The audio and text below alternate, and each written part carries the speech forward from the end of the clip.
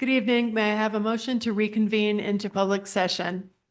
Joanna, seconded by Greg. All in favor? John? That is unanimous. We're now in public session. Good evening, and thank you for being here tonight. It was an honor to attend the Darien High School graduation last week. Congratulations to all of our seniors who just graduated, and also to our rising 6th and 8th graders who had moving up ceremonies. Thank you also to our dedicated faculty and staff for all of your work this past year supporting our students. I wish all of our teachers, staff, and students a wonderful summer spent with family and friends, and we look forward to seeing you all again this fall. Now we'll move on to public comment. Good evening. If you would like to participate in public comment, please approach the podium and wait to be recognized. Once recognized, please state your name and town of residence, and note that you have up to 3 minutes to comment.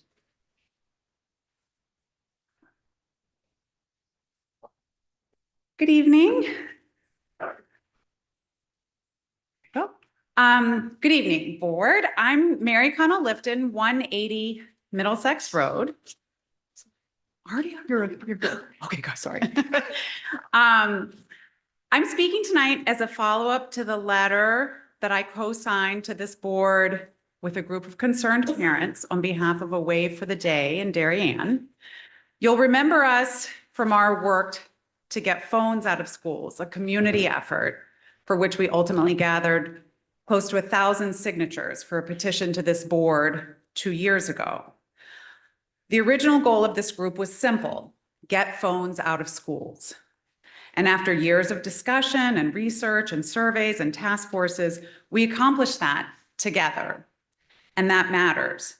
But what became clear almost immediately is that removing phones only solved part of the problem. The bigger issue is how much our students are now relying on screens during the school day. If our recent letter and draft mission statement felt like it came out of nowhere, I note this is not a fringe concern. This is a national conversation. It's being covered in mainstream publications on what feels like almost a daily basis. Parents everywhere are starting to ask the same question: are more screens, more technology in classrooms actually improving learning? We also want to acknowledge, and we really do appreciate, the ongoing dialogue we've had with Dr. Byrne this past year. We understand that curriculum decisions sit with the administration, and our goal is not to go around that process, but to make sure that everyone, parents, students, administrators, and the board, is part of this conversation. And the reason we felt it was important to speak publicly is simple. I don't think the level of parent concern is fully visible. You may not hear it in public comment every week, but we hear it constantly. Parents tell us about their students watching Netflix during study halls, about inappropriate content, pornography, gambling that their kids are exposed to, about cheating, kids spending hours online on assignments that could be easily done on paper. These aren't isolated stories, they're patterns, and they point to a larger question. Have we become too dependent on technology during the school day? Parents are looking for transparency. What does the data actually show? How much time are students spending on devices during school? What are they accessing? What did the technology audit find? We appreciate that the district has started to explore these questions, but parents want to be partners in that work, just as we were in the process of getting phones out of schools. We all share the same goal. We want to make sure the tools we're using are actually helping our children learn. Thank you very much. Thank you. Hi, everyone. Kate Gregory, 15 Winding Lane. Thank you all so much for all you do for us. It does not go unnoticed. We are in all of your commitments, so thank you. I'd like to build on Mary Connell's comments by focusing on what we could do next.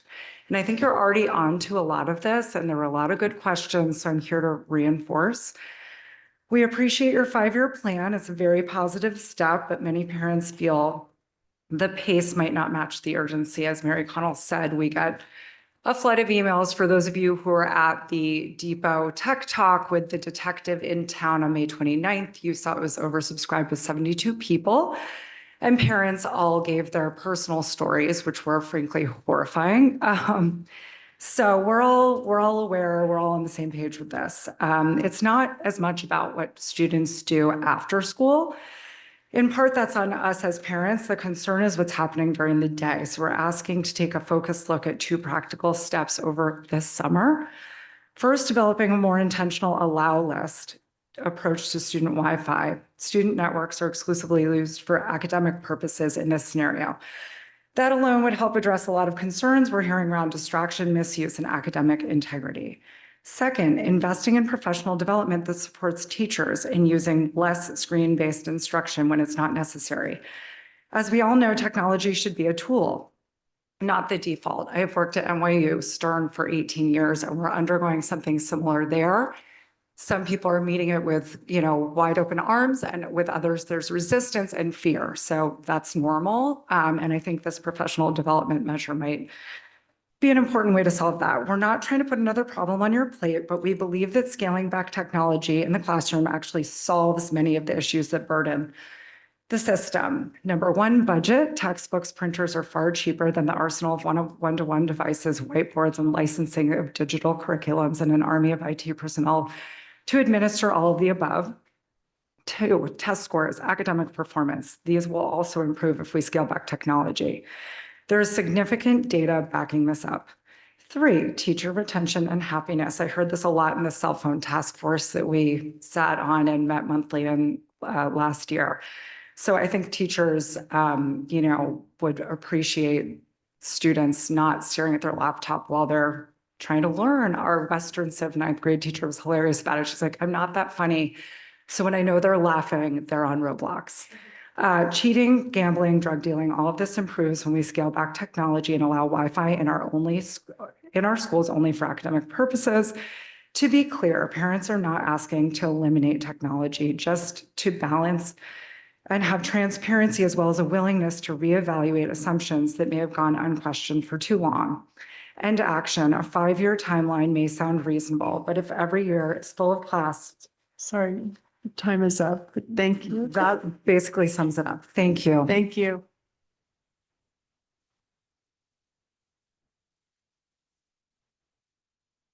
Hello, everyone. My name is Brooke Lavery, 45 Cedar Gate. This is my first time here. And so first of all, thank you all for all the work you do. I have utmost respect. I'm the parent of 3 children in Darien schools. Well, one's in pre-K, so for the record. And I'm also a business owner with 54 employees, including a Darien graduate. The mission of Darien Schools is to inspire a love of learning, to develop critical thinkers and innovative creators who contribute to the world with integrity and purpose. I believe that mission wholeheartedly, and that's exactly why I'm standing here tonight.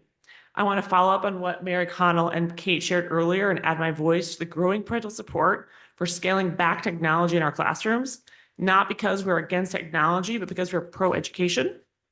Because the research and the data demonstrate that only very limited intentional use of technology is consistent with the district's mission and Darien vision of the graduate. There was a mountain of educational, cognitive, and developmental research that shows the use of student-facing digital technology undermines each and every one of the goals laid out in the DPS vision of the graduate and adversely affects student learning and development. The data is uncontested. By contrast, learning environments grounded in handwriting, print materials, face-to-face human interaction, and focused attention consistently produce stronger academic outcomes and support longer-term character formation. I'm here tonight to echo what has been requested earlier and make sure the board and the administration know there's strong parental support to see our schools recalibrate classroom technology use in favor of more traditional, human-centered instruction that will allow our students to thrive. We are also catapulting as a society into the age of AI. What kind of humans do we want on the other side of that transition? Children who can think critically and wrestle with hard problems? Or children so conditioned to outsource their thinking that they become effectively programmable? You cannot build a critical thinker on a diet of shortcuts. Look around this room. There are no parent groups here tonight lobbying for more screen time. There are no high schoolers at the microphone fighting for their right to access Snapchat during third period. The opposition does not exist. This is low-hanging fruit. You have a power and duty to uphold the very mission and vision this district has set for itself, preparing students to thrive, developing critical thinkers of integrity and purpose. When the research is this clear, when the parents are this united, and when the ask is this reasonable, your hesitation isn't leadership, your hesitation is a choice. We hope that you do the right thing. From bell to bell, we entrust our children to you, and we are asking for less tech and more teaching. Thank you. Thank you. Excuse me, Brooke, would you mind spelling your last name for the minutes? Lavery, Lavery. Thank you.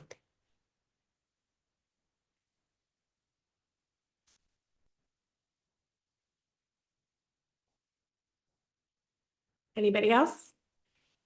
That's it for public comment. Thank you. We'll now move on to the superintendent's report. Good evening, and thank you for joining us for the June 23rd Board of Education meeting. Reflecting on the conclusion of my first year with the district, I'm incredibly proud of what we've accomplished and want to congratulate our entire community, especially our students, on a successful school year. I'm deeply grateful for the board's support and partnership during this foundational year. Today, we hosted the first of 3 administrative retreats scheduled for the summer. Our admin team flipped the switch to 26-27 and focused on short and long-term planning and alignment across all levels and departments within the system. We focused our learning and discussions on the draft 2026-2031 strategic plan that will be presented to the board in July. Also, Darien Summer School and ESY will begin on Monday and run through July 31st, 2026. ESY will also have a bridge week, August 3rd through August 6th. And that concludes my report for this evening. Thank you. Now we will move on to agenda item 5, presentation, discussion, and possible action, starting with the end of year review. That would be with Dr. Byrne and Dr. Fetterday. It's and it's all of us tonight. all of So, you. although The whole I'm cabinet. playing 2 roles tonight. I'm playing the superintendent and the business official. So I may not look like Rich, but I'll be playing Rich's part for this evening's presentation. So we're really taking, if you recall back in August, we did a presentation. It was a end of summer recap. We're going to go back to some of those things and just a brief review of what we are very proud of and the things that we feel we've accomplished in the course of the school year. I do want to begin by revisiting the key takeaways of my entry plan when we came to the board in the fall and the things that were shared with me, and just reflect a little bit on those items. In my conversations with the many community members that took me up on invitations to come and meet, there was talk of building relationships in the schools and community, improving communication internally and externally, bridging the gap that had grown between teachers, administration, and the board, building greater community trust in our school system, building greater connections between the schools and central office, and helping the board to focus on its core responsibility of governance, not on day-to-day operations of the school district. And I'm incredibly proud by the work that we've done. I do think we have, to a great degree, achieved and fulfilled many of these expectations, knowing that it's all a first step. We've made great strides in some areas. We've taken baby steps in other areas. But I believe that we've done a really good job building foundational structures for our system and for us to really achieve that core mission of the school district. So tonight, each of us will just do a little bit part. Amy's going to take the next step, but just giving a quick overview of what we feel pleased about in terms of curriculum instruction. And then Shirley will talk a bit about special education and student services, Marge with human resources, and I'll come back again to wrap it on the operational side of things. Okay, good evening, everyone. Thank you, Dr. Byrne. This is a particularly exciting time of year because there's a lot of momentum when we think about our reflections, what we've accomplished, and also the goals that we're already thinking about and setting ahead as our targets for next year's work. With regard to literacy and curriculum innovation, as you know, we spent a great deal of time supporting the K-3 implementation of a new resource. We're really focusing on the science of reading, and we've had our eye on especially in grades 4 and 5, the writing piece, some things that we know we needed to improve upon with regard to vocabulary, grammar instruction, and writing. So we are still in initial implementation of that new resource. And as you know, really what our focus is making sure we're thinking about a PK through 12 approach, a really strong programmatic approach to literacy instruction. And the next step will be a grades 4 and 5 pilot. So we'll be looking forward to the Board of Ed Curriculum Committee meetings next year, sharing with you the update, what teachers and student experiences are looking like with the pilot that will happen there. And then an eventual recommendation for the board as far as how we'll continue to grow that literacy program moving forward.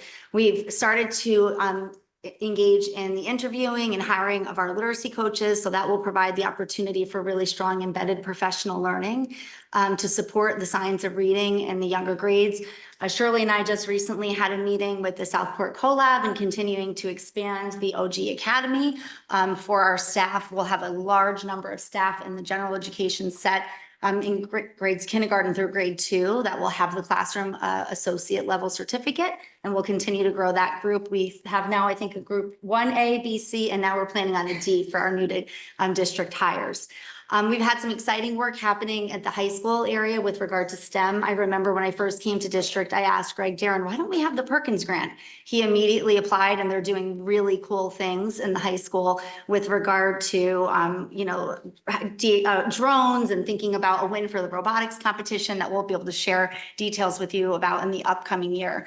As Dr. Bird mentioned, so much of our efforts in the teaching and learning department have been to build really strong systems and structures. So a great deal of our focus next year will be on our MTSS framework. We have nearly completed the handbook that we'll use to support the staff in grades K through 12 next year. And that will help us ensure that we have really strong programming in tier 1, really strong curriculum, instruction, and assessment practices there, and that we have aligned interventions and supports for students who need a little bit more, and then for students who need pretty significant intervention on the way to pre-referral. We've made a commitment to move forward with the universal screener. We are using AimsWeb as we have in the past, but we're going to be much more intentional. Our staff has not had the kind of professional learning that we believe that they need. And we also have not to this point been sharing those assessment reports with parents. And we want to make sure that parents have those reports readily accessible and they know how their children are making gains in those foundational reading skills as they begin on their journey with us.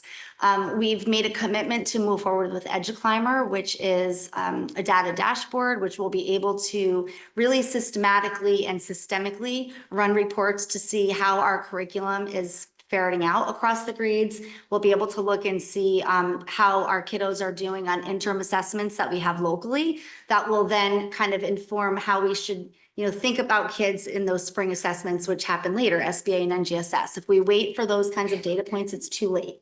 If we have a really strong data platform and we have great MTSS system and framework happening, the point is to be able to intervene sooner and give kids the just right support that they need the moment that they need it. So we're really looking forward to that. The strategic planning momentum has been great. I prepared an executive summary for Dr. Byrne of all of the, we went out on the town and reviewed, we met with different community groups, staff, administrators, teachers, students. And so as we go into our July retreat with you all, we'll be able to share some of those emerging themes, some of the tensions and concerns there, and some of the strengths and areas for our future work. We did meet with, as Dr. Byrne mentioned, the administrative team today and had a lot of fun actually starting to think about some of our next steps to build onto that momentum. The community partnership, we've already been planning dates for board learning walks for next year. So we'll be looking forward to having those and also more parent universities. I think we probably will have anywhere from 4 to 6 parent universities next year. The themes and topics of those will largely be based on the feedback that we got when we were heading out to the schools and the community doing the strategic plan update with the staff. We were able to get some good feedback about what our community members would like to learn more about as far as what's going on in our schools. Really exciting. We're maximizing instructional time. I know that the community had talked about not having such an impact with all of those early release days, including the conference days. So we were able to work with DEA to make some shifts in the progress reporting and conference days. So we'll have less of an interruption to the school day and more evening conferences available for parents, which we think will be very helpful. I won't go on and on about the student achievements because I know that the high school did that recently. And when we return in the fall, I'll have a data report to share with you all. But one quick data point or two, I should say, that are really exciting. We hosted the DHS Art Show with more than 1,000 works. And this just in, the former world language teacher in me is so happy about this. The Seal of Biliteracy results continue to be outstanding in the school system.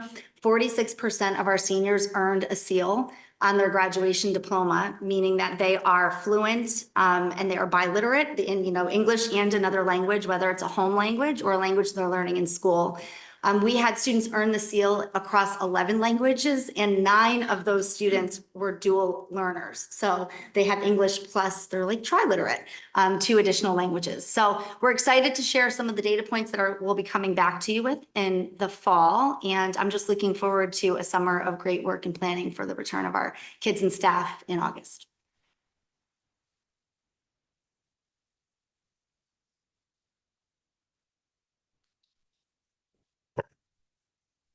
And if I may, just for a preface of when you look at special education, think of what we've always said every year, and this year, actually, thanks to Dr. Burns' design and how we present, of looking of special education is not a place where students go, it's general education access. And the idea of looking at professional learning, instructional design and implementation and the system level organization, it's a good segue from Amy's point, which is where you'll see that what our goal is to make sure that our students have access in general education and its supplemental support. And I think because of the alignment this year in both the MTSS process and the professional learning, you can really see that we've realized that goal. For professional learning, we just recently on May 12th presented the goals that we have for the OG training. Cohort 1, 2, 3, and now 4, again, is aligned with general ed. The level of training for special ed will be the associate level, bless you. And our first cohort will be done next year in June in 2027, and our second cohort in 2028.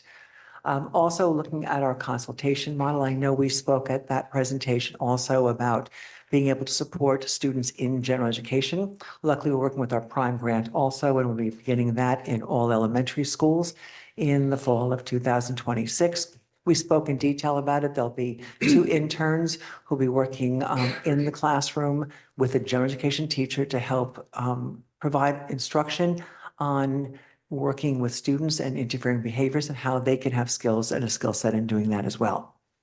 In our instructional design and implementation, again, as Amy said, we've worked on all the teams for MTSS collaboration and implementation.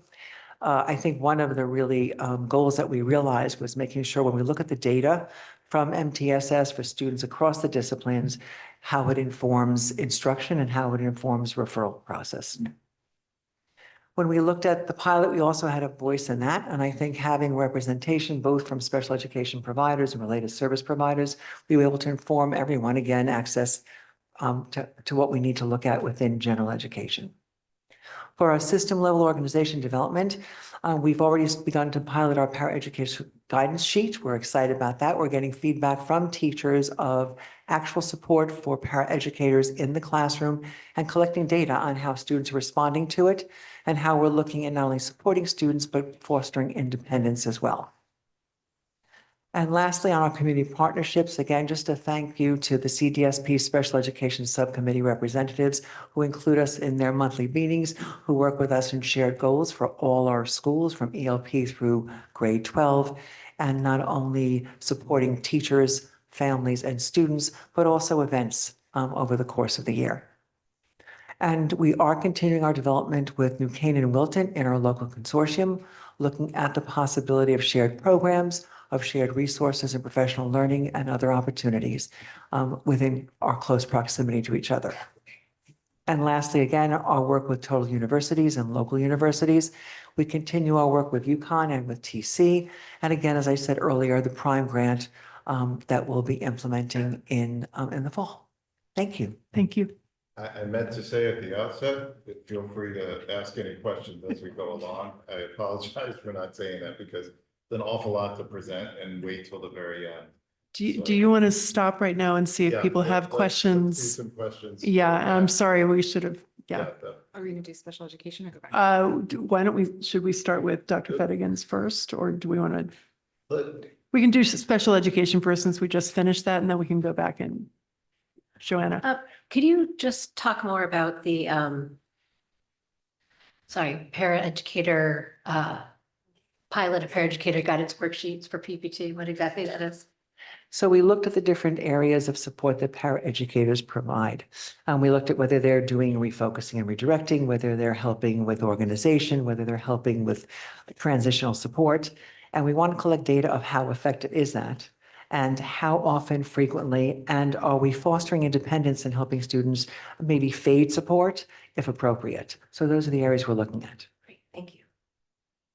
Are there other questions on special education? Katie? This is not for tonight, but I'd love to see where co-teaching kind of comes in this. And I'm just thinking about to your very salient point about special education being that access to the general education.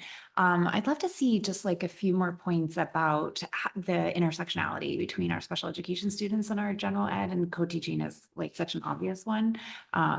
But if you have any immediate comments, great. Otherwise, for the future, that'd be great. The only immediate comment is we're continuing our programs in literacy and in math, both secondary in the middle school and the high school.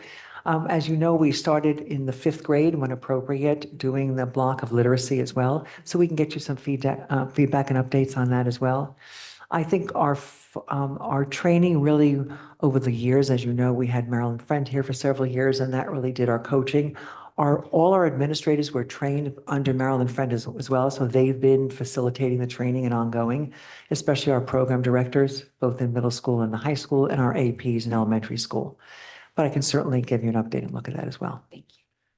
Thank you. Are there other questions? Oh, Dave? Hey, Shelley, just a quick acronym check. What's TC in the last sentence?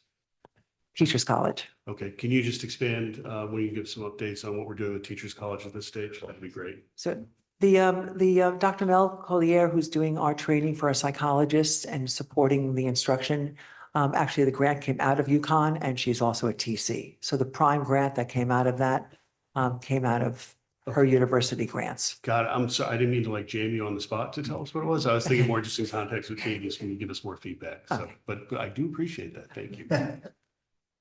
Are there other questions on special education? Okay, we can also do questions on teaching and learning. If you want to, or if we're able to see the slides. Katie? I would love to know who the chemistry teachers were that were published. Fred Vitale, I don't want to miss anybody, so if I can include that in a report. Perfect. But there were 4, I believe, that were included, and I don't want to give the wrong names. No, fantastic. And topics would always be interesting too, like what they are writing. And perhaps what we can do, if Dr. Byrne approves this, we can share their publication. It's quite impressive. What they wrote about was a learning experience that they've engaged on, and they collaborated during their PLC time, and then how they executed it and what the outcomes were with the kids. Yeah, I So would it's just really like to cool. offer a really great congratulations Mhm. to them and also to the district for the high level of instruction that we have. Like, this is really kind of university professor level of people that are publishing and 100%. researching. We'll Yeah. get you So, yeah, that. our students are really lucky to benefit from those types of teachers. Agreed. And who knew chemistry could be so much fun? But I will prepare something for Dr. Byrne to share with Thank you all. Amy. You're welcome. Joanna? Well, one quick question. I see tonight we've already hired a couple literacy coaches. Do you feel confident that we'll be able to find 5? And then secondly, the focus groups, how are you finding volunteers for those groups? So I do feel confident. I think Dr. Byrne wants to jump in, but I can also say that we won't settle and select the wrong candidate. So I'm not sure if that's what he's No going to need for me to say. jump in. So it's such a critical role. And so we do need really high skilled people, because we're talking about, it's not the program. It's really just increasing the capacity of staff. And we'd rather start without 5 Yeah. until we get the right 5. So that's the promise, is to find the right 5. You asked another question about How you're forming the focus committee, groups? the focus groups for when The we strategic engage. plan. Oh, so we've engaged in focus groups all spring.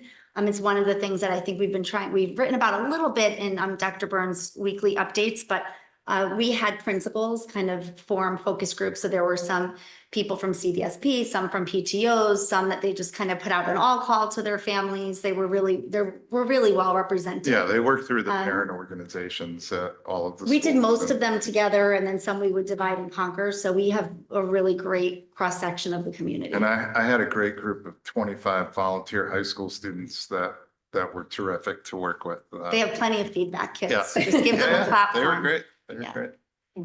Mhm. Sarah. Mine's just a selfish comment. I would love the board walks to be in September or October, so I could do it. It's one of my two favorite days of my 6 years here, so that's been fantastic. Done, okay. I would like to, I don't know if you have this information now, but the biliteracy, seal of biliteracy, it would be really interesting to know the 11 languages. I do And have. a that. breakout of, of how many, all these 46% of our seniors. I do have that. I'll prepare another little bit for Dr. Byrne to share with you all. That's It's a very significant, impressive. we, Darien Public Schools was the top performing school district as far as SEAL earners last year. And I would venture to guess with this bump, we probably maintained that status. It's a significant accomplishment. for That's our kids, fantastic. yeah. Thank you. Are there other questions on teaching and learning? Okay, so we will move on now to operations. Yeah, I had the order wrong, Marge. I apologize. So you're the closer tonight. We feel really good about some of the things we accomplished in operations this year. Certainly, quite a number of board members were part of the negotiations teams that we worked through this year. And we successfully negotiated all of our collective bargaining agreements to a shift in the health insurance with new deductibles and prior authorization. And we're also in the final stages of transitioning to a self-insurance model. Clean audit, expanded partnerships with our boosters, and the new salary schedules across paraprofessionals, custodians, maintenance, and the new salary schedule that we negotiated in the teacher contract. HHR, anyone that's seen the HHR reports or meetings, on schedule, under budget, significant completion. The portables all disappeared before the last HHR meeting.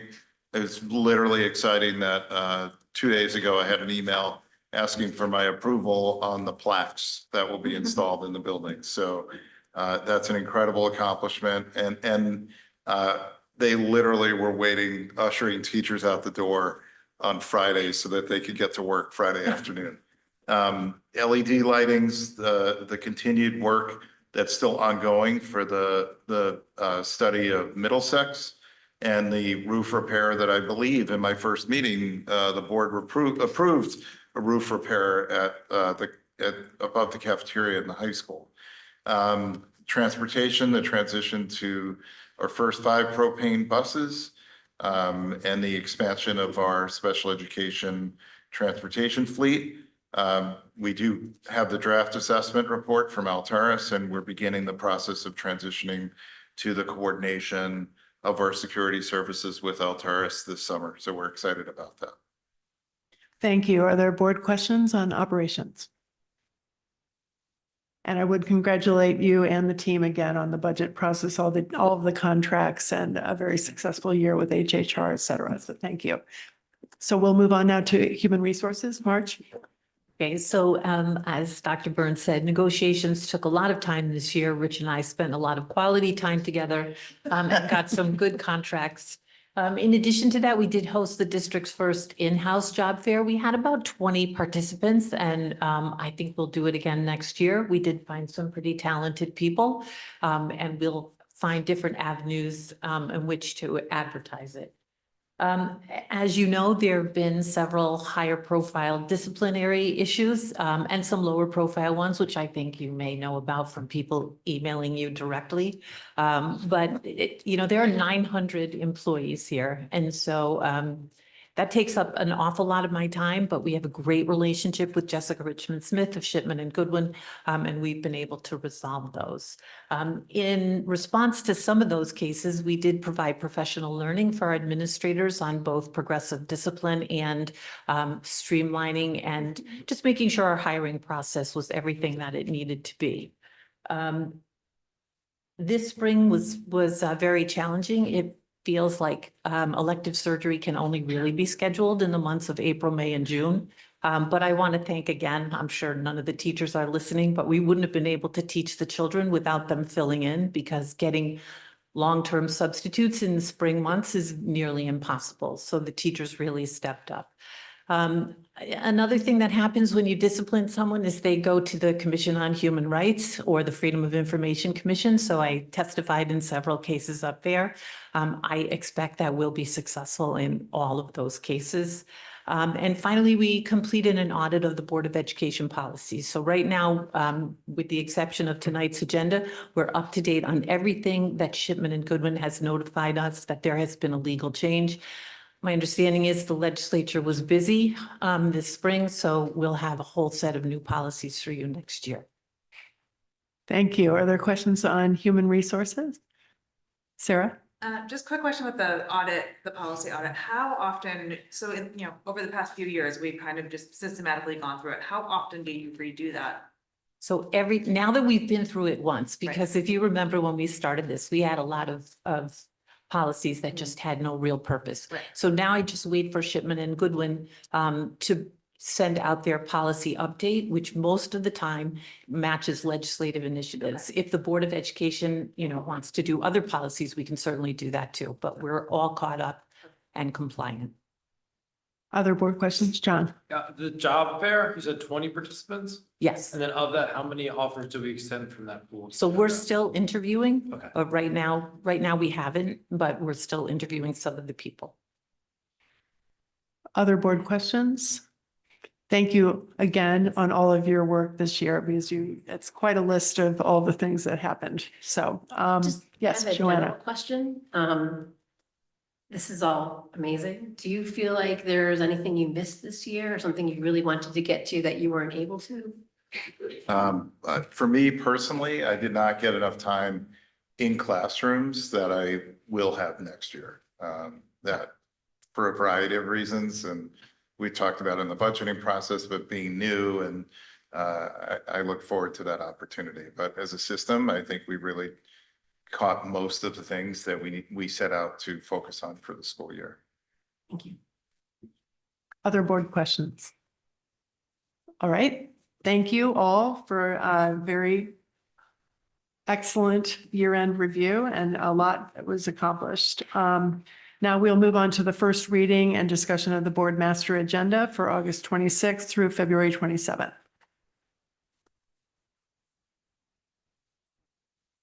One of the things I think we talked about last summer when we did the last time we did a master agenda, we talked about it being a living document and flexible so that if there is something that comes up or that is an area of interest of the board, that we can always make modifications and additions. So there is certainly room here. I will say that since this was shared with the board, I did get some feedback from board members. One request with the changes in our approach to technology, doing an update mid-year, doing some kind of update on technology. So certainly for this, I would anticipate 2 updates for technology.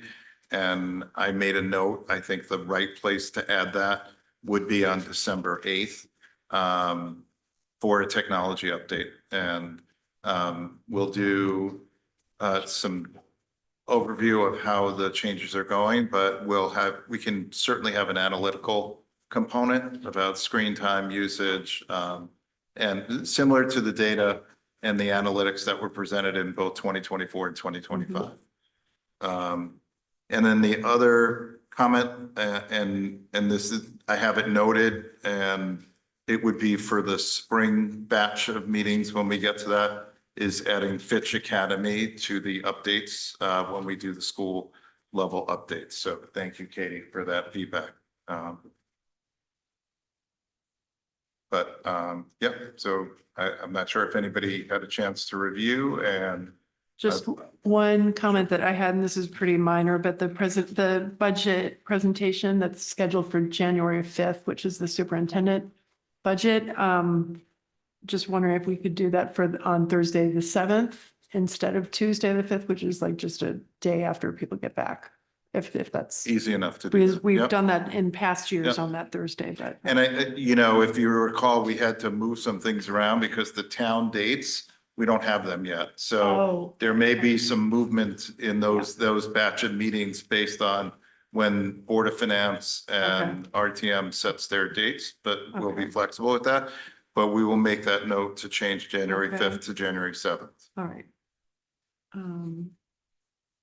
Are there other board questions on Sarah? This is master agenda adjacent, the subcommittee dates for the fall. If we could get those sooner rather than later, that would be helpful. Cass and I have a chunk of time blocked out tomorrow, and that's a big part of what we're working on. So I did it, you'll see on October 13th, the big reveal, our collective read for the year. And I have hard copies that we'll share at the retreat.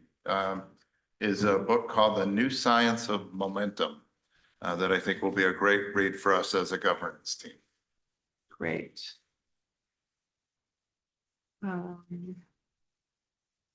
Yeah, and then just to highlight that October 27th would be the fiscal 28 budget forecast and priorities, including, I'm assuming by priorities, you're saying potential things that might be included in the budget or what would be budget priorities and instructional, and the capital 5-year plan. Are there other board questions or comments on the master agenda? Okay, seeing none, we will move on to agenda item number 6, consent agenda. Starting, let's see, hold on, give me my motions. May I have a motion to approve? Wait a minute. Yep. Yeah, may I have a motion to approve the consent agenda? Sarah, seconded by Joanna. I will list out the items for the consent agenda. First of all, we have approval of June 2nd and June 9th minutes, May 2026 financial report and possible action on proposed budget transfers, annual report on donations, proposed Board of Education Policy 6950, policy regarding library collection, development and maintenance, library displays and programs, and library material review and reconsideration. This is the second reading, and personnel report. Is there a request to have discussion on any of the consent agenda items? Joanna? I just want to give a huge thank you to the community members, the PTOs, the Booster Club, the individuals listed in this report. Our community is truly generous and it just makes things so much better for our students. So it's a great, thank you. I would echo that and thank you. The graphics are very helpful to see where all these gifts are coming from and the donations to support our schools and our students. So thank you to all of those organizations. Is there board comment or desire for discussion on any specific consent agenda items? Greg? Just on the library policy, I think the new version looks good with the changes. There were 2 other changes that I would suggest. One is as it relates to the student representative on the review committee. I think it'd be helpful to stipulate that that student may serve as a non-voting member. And then in the definition of the library review resources, it says recommendations set forth by the following organizations, among others, and I would put a comma, reviewed at the board's discretion. Idea there being, we've got 6 different resources listed. I think they should be, the board may want to review those. I've seen some other policies that are in place with different review resources. So I think we should have the opportunity to review those if we feel that it's necessary. Katie? Just a point of order. I don't believe that we can do this within a consent agenda. My understanding is that anything that elevates to the level of debate requires an extraction from. Okay. We could certainly, the mechanism would be for the board to vote to take it out of the consent agenda. It's easy enough to do. We'd need a motion Second, approval to remove it from consent agenda and then take the discussion and the action as a separate item. So that's easy enough to do. So do we take this out and deal with that and then go back to the rest? Or do we take this out, wrap up everything if there's no discussion and then proceed to the next? Like what's your experience at Ryan doing this? My suggestion would be take it out, wrap up the consent agenda and then go back to it. So I would make it a standalone item to be discussed right after the consent agenda. Understood. Thank you. And sorry, just one more to make sure that we're on the same page. If someone were to make a motion to pull that out, if you weren't in favor of the changes or you wanted to move it forward, you could vote not to pull it out and Correct. just So keep it in the if- consent if agenda you and wish bundle it to- If the forward. board chooses to vote to pull it out as a separate item, yes, or you would vote yes to pull it out as a separate item. If you're fine with it being in the consent agenda, you would vote no. Thank you. And just again, then if it did get pulled out, then there also would be a vote because this is a Yeah, we'd second be reading voting on or it just in a a few separate minutes. agenda item. Yes. Right. Okay. Okay, so then with that, I would raise a motion to move the library policy outside of the consent agenda. Is there a second? That's Bill. So Greg made a motion that's seconded by Bill. All in favor of moving the library discussion out of the consent agenda? I think there's discussion before we vote, correct? Is there any We discussion? can have discussion before we, But not about policy, just whether. Discussion on the motion, correct? we can have discussion on the motion. There discussion? See- Yeah, I have. Yes, one Katie? point. So this is our last meeting before the fiscal year end. So in order for Dr. Byrne to certify that the district is in compliance, we have to have this policy in place. And while I appreciate the desire to refine and put the best policy forward, I do think that we spent quite a bit of time on this. And in my mind, we need to pass this tonight. I'm always more comfortable passing something that we see in its final version versus making changes in the moment. So I would remind this board that we have the opportunity with any of our policies to revisit and refine them in the future, as well as the need to be in compliance and pass this policy tonight. Is there other board discussion, Dave? So just in follow-up to that and slight rebuttal, I agree with the points you made in terms of wanting to get this done and being able to certify it, and we have seen this a couple of times. I would just note that if we aren't able to reach consensus on this tonight, we can always put on a special before year end, so we do have another opportunity if we wind up having to go down that road, so just highlighting that fact. Other board comments or discussion? All right, all in favor of moving this out of the consent agenda?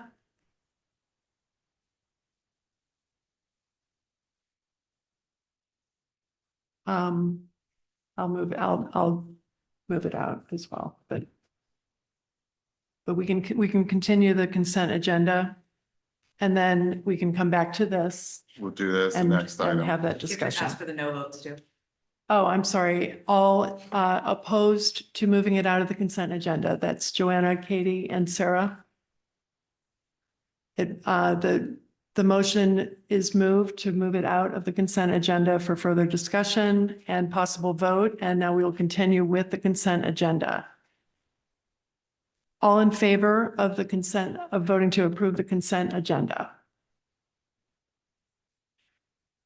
That's unanimous. Now we'll move on to discussion and possible vote on the library collection policy. I'll open it up for discussion.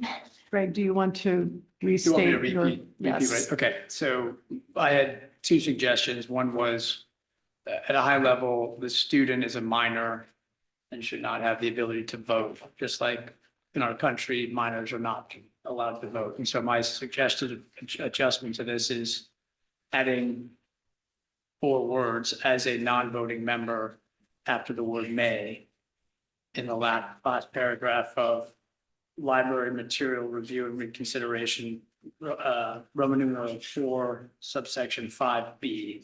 the last paragraph thereof, where it says 9 through 12 may serve, I would insert as a non-voting member on the review committee.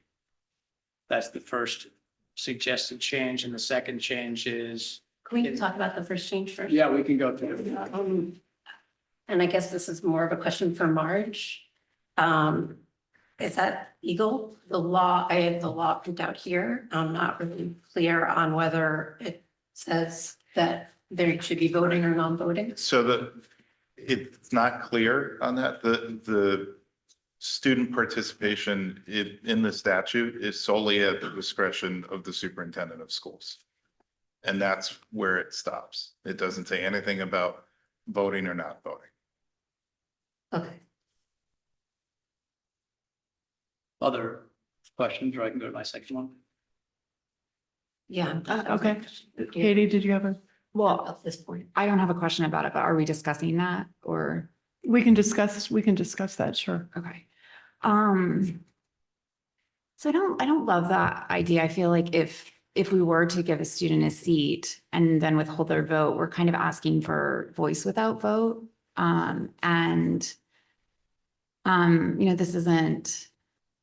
This isn't the type of situation where there might be a municipal or federal election where there's considered to be adulthood. This is the reason that the students would even participate is because this affects them, they're a stakeholder in the school. So I'm not sure that the logic of removing their vote sits well with me.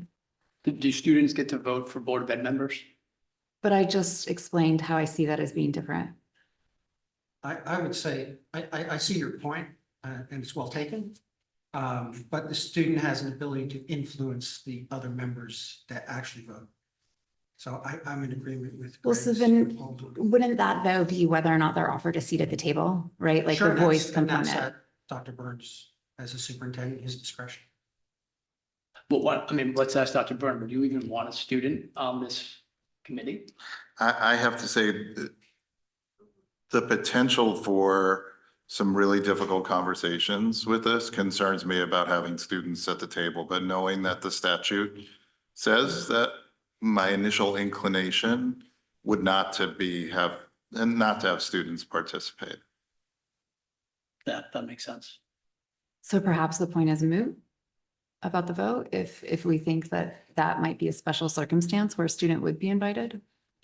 Yeah, I was racking my brain trying to see circumstances when I would have a student participate, and I can't think of any that I would feel comfortable with that and make that recommendation.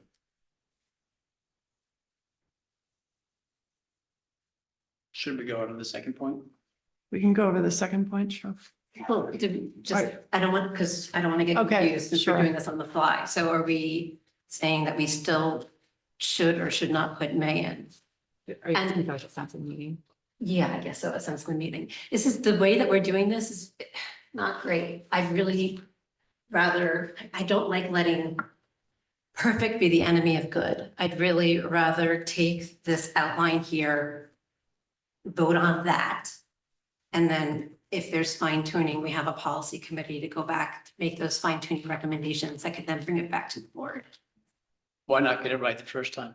But this is a second reading, Greg, and we have worked for a year to come up with the text. And so that is a fair point, that at a point where you're doing a second reading and a proposed action, it does make it difficult if there are. This is a second reading.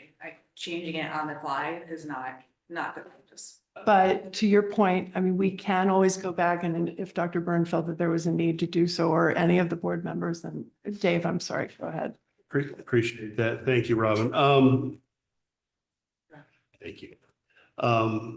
Yeah, I mean, I guess this has been out there for a year, but I can't say that we've actually worked at it for a year. I'm not sure that's exactly accurate. And in terms of policy, the initial first go-arounds with our outside counsel that represents the board and the district, we were told we weren't allowed to make changes. It was only recently that we were notified that we could make changes. So I'm not sure that this is representative of a combined board effort of 1 year's of effort. So I'm not sure I agree with that characterization.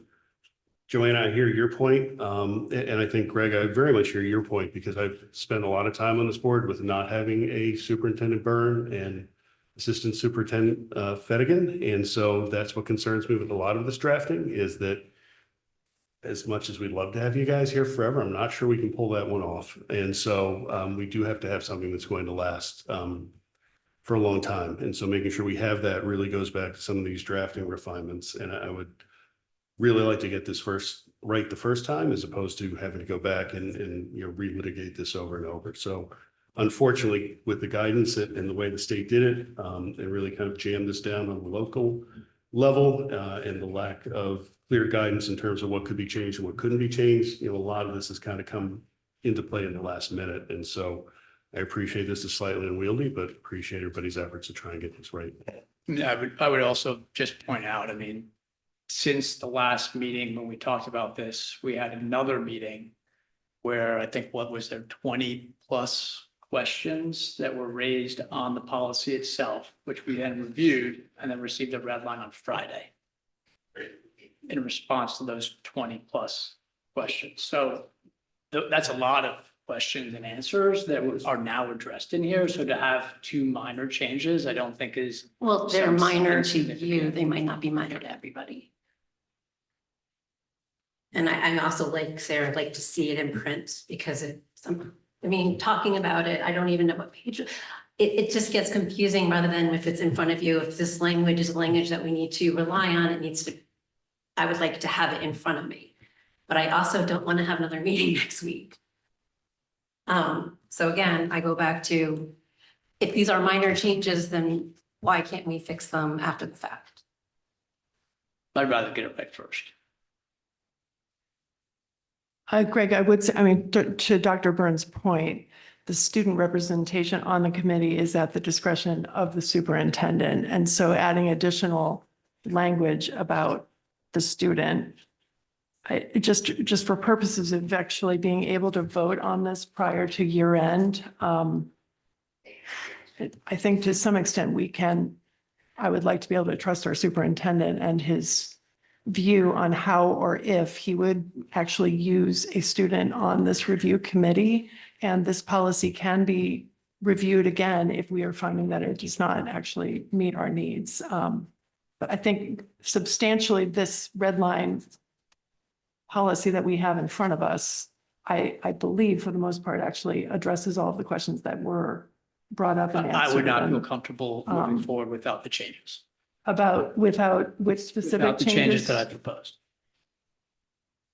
Go ahead. Yes, I John? was gonna say, we're writing policy, right? We're not writing policy for a specific individual, Dr. Byrne, right? We're writing policy for the superintendent. And so I agree with Greg on this, that we need to write it for an unknown superintendent versus someone that I think it's a minor change and we should go forward. Bill? I also voice my support for Greg's proposals. And I think that you may characterize them as minor, but I agree they're important. Joanna? Marge or Dr. Byrne, if you could remind me, and maybe this was said in executive session and not said publicly, but are we voting on the regulations and the policy or just the policy? It's the policy. So the regulations, which is the language that Greg is talking about, is operational? Only one of them.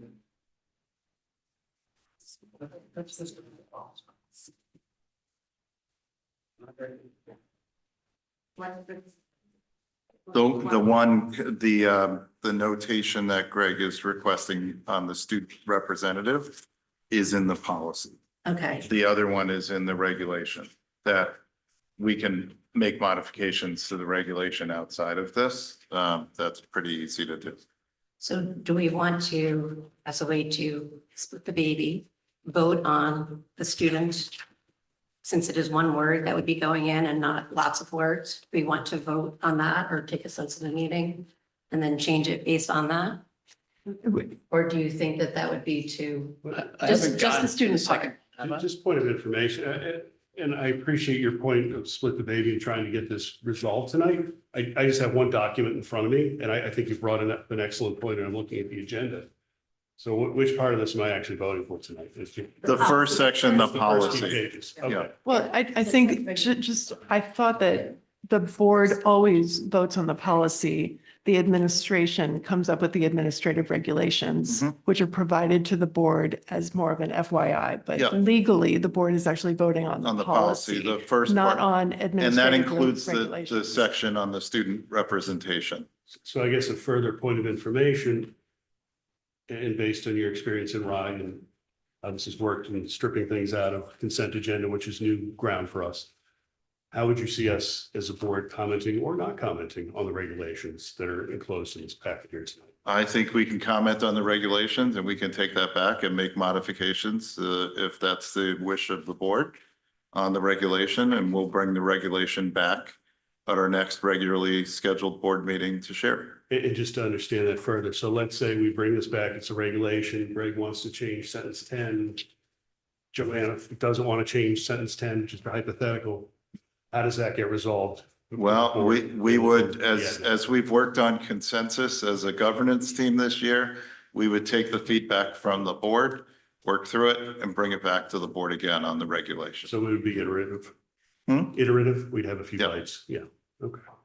But for purposes of the policy and being able to certify, we That would be voting on the policy, would be yes. voting on a policy. And Greg, what was the specific word that? Yeah, Marge, did you get the specific wording from Greg?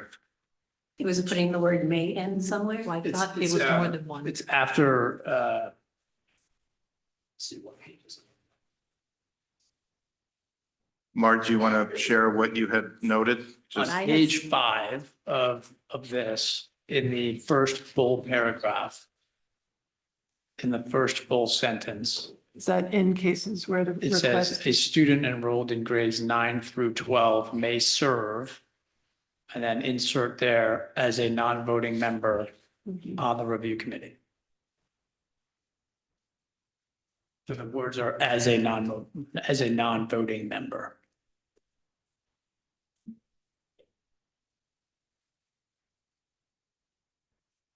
Remind, like, in simple terms, what's the rationale for that?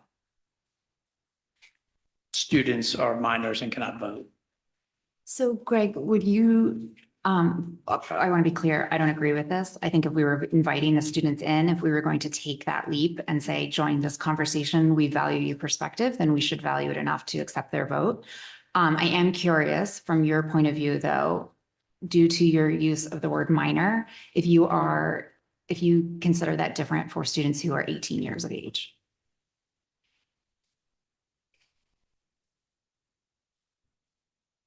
That would require more language. No, she's asking if your definition of minor is Is the consistent 17 and with under. Yeah, it is. Then what's So the then definition of minor? is theoretically, an minor. 18-year-old student, if they were to be on the, could be on the, and vote.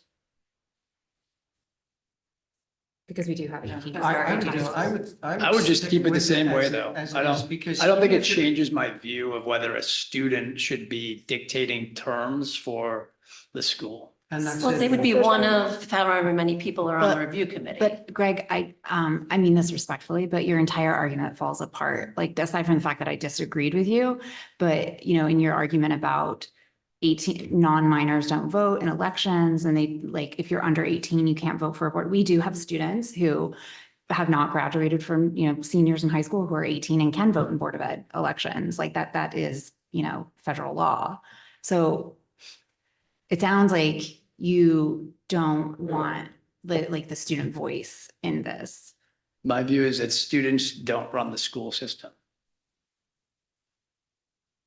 But the statute, Marge, please correct me if I'm wrong, the statute does require this language about the potential for a student to be invited into the review committee. Yes. But it doesn't So have that anything. can't be It has, removed. it has no language as it relates to the voting process, which we have changed how that works within this document to say that it requires a majority.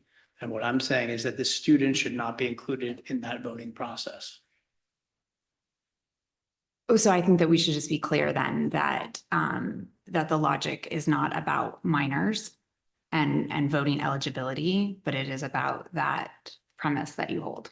It's a combination of both. I would highlight that our student representatives on the Board of Education also do not vote, even though they sit at this table. Roman, that's not even remotely the same. They're appointed I'm by, sorry. they're not I'm- elected. Okay.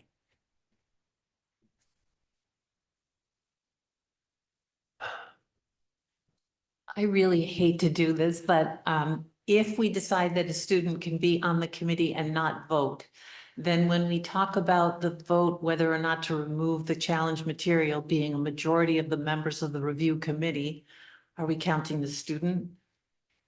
Maybe not. So we might need to clarify that language as well, if we decide to make the change. And again, the participation of a student is at the discretion of the superintendent, so. Yep. So to interject again, I apologize, but the discussion here, the motion before us was a motion to approve just the policy, which is the first few pages of the document before us tonight.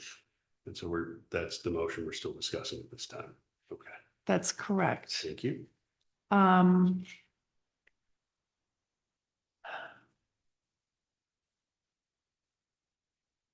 I tend to, again, go back to the superintendent has the discretion whether or not to add the student. And adding additional language at this point at a second reading when we have to certify by the end of the fiscal year, which is about a week away. I think I'm not trying to sway anybody here, but in terms of thinking about the approval process, it can, if it's approved tonight, and then the policy committee is charged with trying to work on the correct language that the policy committee would then bring forward to the full board for modification at a later point. I think that could potentially put us in the place where we have an approved policy in a timely manner.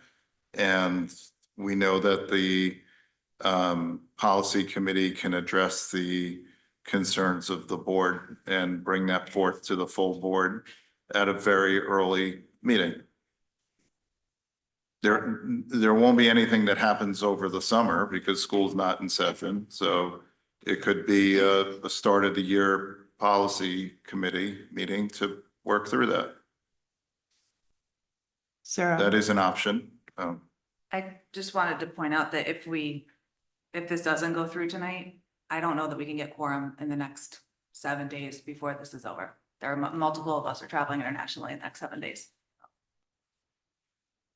Yeah, and we do have to certify, we have to be able to certify before year end that we're following the state law. So, So the next step on this would be I could make a motion to vote on the policy inclusive of the change that I proposed, and then it would go to, if someone Well, seconds, it would go to a vote. Actually, no, we have a motion on the table. So we can call the question and vote on that. And We Right. don't have a motion on the table. Yes, we do. Yeah, there is. We do. Yes. Yeah. It was a motion to approve the board policy 6950, which the first page is here. We opened a discussion there, so then the next vote has to be, are we approving that, yes or no? If it's no. Oh, as written without any Right, changes. exactly. I understand. I'll call the question. So can we just reiterate exactly what we're voting so everyone is So clear? I motion to call the question, meaning we end debate now. We need a 2/3 vote. Per job. Well, sorry. Sorry. Robin, can you just remind everyone what we're voting on? I believe we have a motion on the table to vote on policy 6950. Yeah. As it is currently, The call the question vote is 2/3. 2/3 to call the question, which moves us to voting, yes or no to the motion. I see. on Greg's motion, a 2/3 vote. 2/3 vote to call the question. To wrap up To discussion. wrap up discussion. And then we'll proceed with the vote, yes, no on the 6950. Which is simple. As majority. currently written Correct. without Yeah, Greg's yeah. But modification. we need the Correct. 2/3 to end To debate. end discussion. And so she's called that question, and so now we would vote to see if we get to 2/3 or not. Right. And then the vote is on the paper copy. No, the As vote- is. As For written. that. The second one. The first vote is on calling the question. Yes, but the Second policy. vote is on. Okay. May I have a vote Call the to question. call the question? All in favor? That is unanimous. Now we will vote on the existing policy as currently drafted in front of us, policy 6950, the current redlined version that we began with tonight. All in favor of passing current 6950 as currently written? Okay, all opposed? All right, so we have a tie vote. So practically, how do we go forward? We won't have quorum. Well, they were great. Chair breaks the tie. Changes my recollection. Is that? And Robert's rules, I don't know that. March on Eric, a do you know tie. if it's a tie, March? I've never had a tie.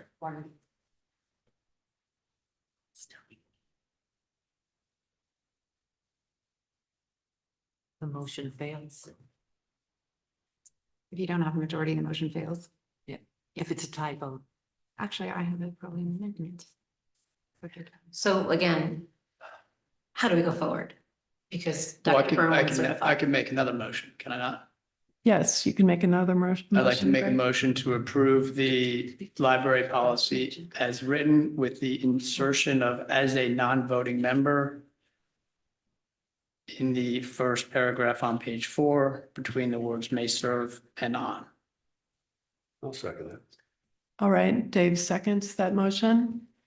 Could you repeat that again, please? Make a motion to approve the policy as written with the words as a non-voting member between the words serve and on page, in the first full paragraph on page.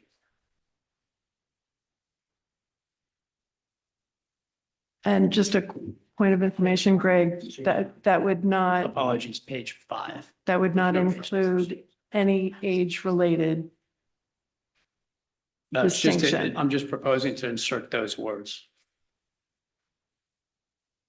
Okay, Can I suggest if we do that, that in paragraph 6, when it talks about a majority vote of all voting members, add that word, voting members? To make a decision, because then a Yes. student isn't counted. Yes, that's fine. yes. Okay. So that's a motion. That's a So Greg motion. made a motion. The motion to add the language on page 6. Sorry, Go ahead. just It's page 5, I'll clarify. So Sorry. I'll make the motion to approve the library policy, to approve policy 6950 as written with, on page 5, the words as a non-voting member inserted between, in the first full paragraph on that page, between the words serve and on. And then in section 6 on the same page, insertion of the word voting members in front of the word members. point of Yes. information. So Greg made a motion about a specific change. The motion that just failed was about accepting this as is. So now we're talking about amending it. He did make one specific thing. What if someone were to make another change? Would we vote for that together or would we be voting for them separately if there was another potential alteration on the table? I think the motion is on the table, so we have to discuss that We have motion to do another. and then it goes to a vote. But if this motion approves this in its entirety, then it's approved. So would we If the- still be able to motion at this tonight? Wait, I'm sorry. Say, So if this motion passes, yep. the one that's then on the this is table now, approved. Yep. so then we wouldn't be able to make another motion to amend. So this is our only know. opportunity to amend. Well, can't you make a motion to amend the You can amendment? make a motion to amend a motion, but that has to go through a whole thing. That would be another vote. Yes, so after you accept the amendment, someone can make a motion to amend the amendment. That's right. So Do the we not motion have has- discussion first? So that there's Well, the discussion discussion, on, if one wanted to make that amendment to the amendment, that would be part of the discussion. Right. So that would first- happen right now, you mean? Yes. Yes. So, Was there a second But let me Yeah. just, okay. Oh, yeah, there was. Okay. So, yeah, so who was the second, just for Katie? Dave. Dave seconded the amended motion from Greg. Is there discussion prior to us taking a vote? Is there another discussion from anyone? Katie, no? No. Okay, so we will take a vote now on Greg's motion to vote on policy 6950 with the following amendments. As he already noted that we would insert as a non-voting member on page 5, where student enrolled in grade 9 through 12 may serve as a non-voting member on the review committee. And then also further down that whether or not to remove the challenge material by a majority vote of all voting members of the review committee. So those are the two language changes that are currently on the table for a vote. All in favor of those changes? All in favor? That is Bill, John, Greg, Robin. All opposed? Sarah, Katie, and Joanna abstain. Dave abstains. So we have, Motion fails. it passed 4 versus 3 versus 1. No, it fails. It's fast. Yeah, 4-3, abstained. It passed 4-3 No, an abstention. with 1 abstention. The abstention doesn't count as a vote. Hold on, I have a tool. Are you all set? Nope, I'm not. That's why I said, hold Okay. on.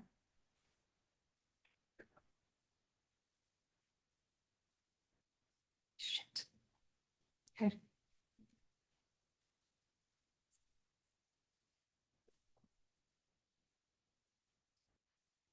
Are you all, everyone ready? Okay, so now we will move on to, so that policy as amended did pass. I'm going to move on now to follow-up action items, which I do not believe we have any at this point in time. Is there any public comment? If you would like to participate in public comment, please approach the podium and wait to be recognized. Once recognized, please state your name and town of residence and note that you have up to 3 minutes to comment. We have no public comment at this time. May I have a motion to adjourn the meeting? Sarah, seconded by Greg, all in favor?